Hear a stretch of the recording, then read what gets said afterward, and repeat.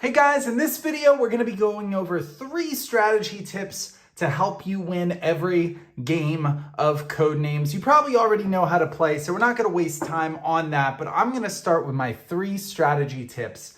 And the number 1 tip is the first round of the game. You want to make sure you do a 3-word clue. That'll give you a huge advantage over your opponent. It's the easiest round to do a 3-word clue, so don't settle for a 2-word clue. If you want to take a huge advantage and get your opponents chasing you, you need to do 3 words, even if you don't think your teammate is going to get all 3 words, which leads us into strategy number 2. Strategy number 2 is don't backtrack to previous words unless you have to. If your first clue is for 3 words, then focus on a different 2 or 3 words for your next clue, and so on. Don't backtrack because your teammates can always go back and think of those previous clues, and as different words get covered by your opponent and you, they discover words that they can eliminate, they might be able to go back and get those previous